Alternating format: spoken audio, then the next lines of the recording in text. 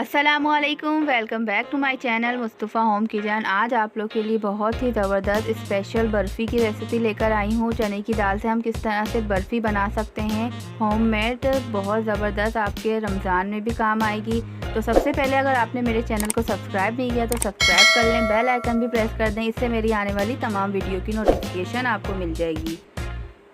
तो सबसे पहले हमें चने की दाल को भिगो देना है 4 से 5 घंटे।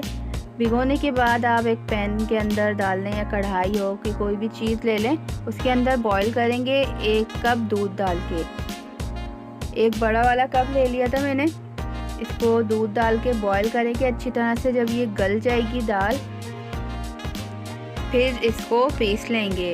अगर आपके पास मशीन है तो आप मशीन में पीस लें, वरना घर में आमतौर पे सिल होती है घर के अंदर, सिलबट्टे से भी इसको पीस सकते हैं। अब अगर बहुत ही ये गल जाती है, जब बिल्कुल सॉफ्ट हो जाती है, तो ये चमचे की मदद से भी घुट जाती है। मैंने आधी तो इसको चमचे से ही मैश करी थी। चमचे से आप मैश कर लें, आलू मैशर जो होता है, पोटैटो मैशर, उससे मैश कर लें। बहुत आसान तरीका है इसको मैश करने का, बस इसके अंदर दाना नहीं रहे बिल्कुल भी। ये देखें, बिल्कुल इस तरह से मैं बता रही थी आपको, इस तरह से बिल्कुल मिक्स कर लें, मैश कर लें। अगर दाल बहुत अच्छी तरह गल गई है तो हाथ से ही हो जाती है। फिर इसके बाद हमें क्या करना है, आधा पाव, 1 पाव दाल ली थी मैंने, तो आधा पाव इसमें घी डालना है। घी डालने के बाद इलायची के 4-5 दानों को पीस लें छिलके समेत, वो ऐड कर दें इसके अंदर। और इसकी अच्छी तरह से इसके अंदर खुशबू आ जाए, तड़का लग जाए इस तरह से। फिर इसके अंदर हमने जो दाल पीस के रखी थी, चने की दाल, वो ऐड कर देंगे और अच्छी तरह से इसको भून लेंगे। इसमें थोड़ी मेहनत तो लगती है, लेकिन बहुत ज़बरदस्त इसका रिज़ल्ट आता है। जैसे बाहर से हम बर्फ़ी लेते हैं उसी तरह से ये बनती है। और कोई भी शेप आप इसको दे सकते हैं। इसको अच्छी तरह से मिक्स कर लेंगे। और इसके लिए आपको लकड़ी का चमचा चाहिए होगा, क्योंकि इसमें ज़्यादा मेहनत लगती है, ज़्यादा प्रेशर लगता है, तो आप लकड़ी के चमचे से आसानी से इसको चला सकते हैं।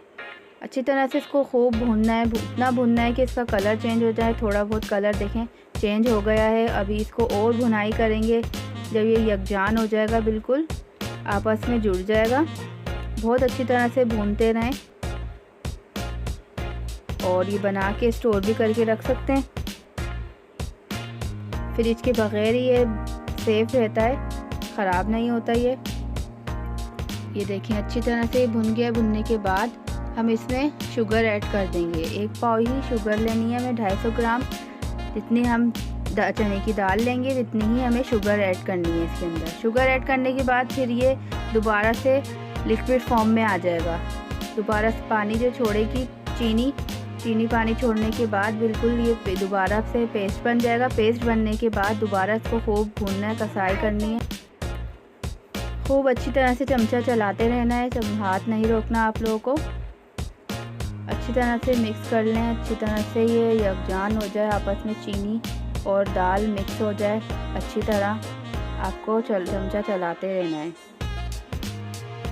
बहुत ही जब पकाएंगे तो आपको पता चलेगा, बहुत अच्छी स्मेल आ रही होती जब ये भुन रहा होता है। और इसके अंदर मैंने 1 पाव या आधा पाव आप इसके अंदर ऐड कर सकते हैं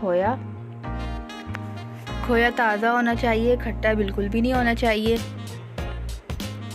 1 पाव दाल है तो 1 पाव खोया भी ऐड कर सकते हैं, वरना आपकी चॉइस है, आधा पाव डाल दें। इसको डालने के बाद खूब इसको भी अच्छी तरह से मिक्स करना है। इस एंड में जब ये हम भूनते हैं इसको, दाल को, तो बहुत हाथ टाइट हो जाता है। खूब अच्छी तरह से भुनाई होती है।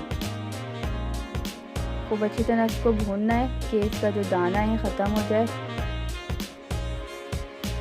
दाने को ख़त्म कर देंगे।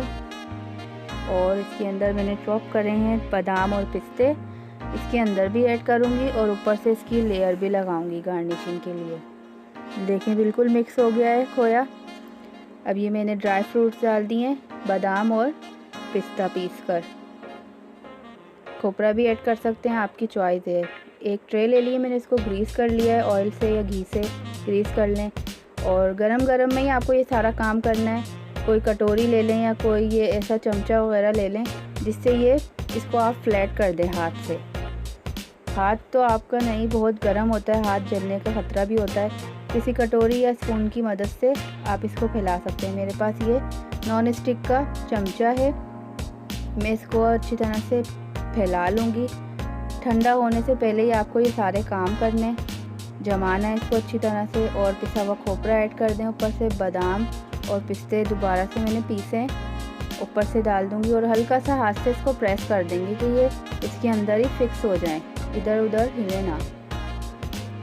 अच्छी तरह से इसके ऊपर से गार्निश कर दें और 2-3 घंटों के लिए इसको ठंडा करने के लिए रख दें। जब ये ठंडा होगा तो जब आप जिस शेप में भी काटेंगे इस शेप में कट जाएगा। बहुत ही आसान रेसिपी है, इसको ट्राई ज़रूर करिएगा। मुझे फीडबैक ज़रूर दिएगा कमेंट्स में। कोई भी क्वेश्चन हो तो कमेंट्स बॉक्स में मुझसे पूछ सकते हैं। और वीडियो अच्छी लगे तो उसको लाइक भी करें, शेयर भी करें, और अपने फ्रेंड्स और फैमिली को फॉरवर्ड भी करें, और सब्सक्राइब भी करवाएं मेरे चैनल को। देखिए, इस तरह से हम इसको शेप दे सकते हैं। पान की शेप दे दें, पान की बर्फ़ी आती है बाहर, या चौकोर बना लें, गोल बना लें, जिस तरह का आपके पास कटर हो। ये मेरे पास कुकी कटर था, अगर आपके पास अवेलेबल नहीं है तो आप गोल बना लें, या तिकोन बनते हैं, इसकी बर्फ़ी के पीस तिकोन बनते हैं, तो तिकोन पीस में काट लें। लेकिन दिल शेप में, हार्ट शेप में बहुत ज़बरदस्त लुक आ रहा था इसका। बाकी की जो बचेंगी मैं इसकी अलग से टुकड़ियाँ बना के दिखा देती हूँ। अगर आपके पास कोई शेप का कटर नहीं है तो आप इस तरह से भी क्रॉस में काट सकते हैं। बहुत ही ज़बरदस्त और बहुत ही डिलीशियस बर्फ़ी बनी थी हमारी, और होममेड बर्फ़ी है। ज़रूर ट्राई करिएगा और फीडबैक ज़रूर दें मुझे। मेरे चैनल को सब्सक्राइब करें, लाइक करें, और शेयर भी ज़रूर किया करें। और अगर आप बनाएं ये रेसिपी तो मेरे इंस्टाग्राम आईडी पर शेयर भी करा करें। तो मिलते हैं नेक्स्ट वीडियो में, जब तक के लिए अल्लाह हाफिज़। अपना बहुत सारा ख्याल रखिएगा, दुआओं में याद रखिएगा। आज शब बारात है, इंशाअल्लाह हमें, मेरे बच्चों को, मेरे घर वालों को ज़रूर याद करिएगा अपनी दुआओं में। मिलते हैं नेक्स्ट वीडियो में, अल्लाह हाफिज़।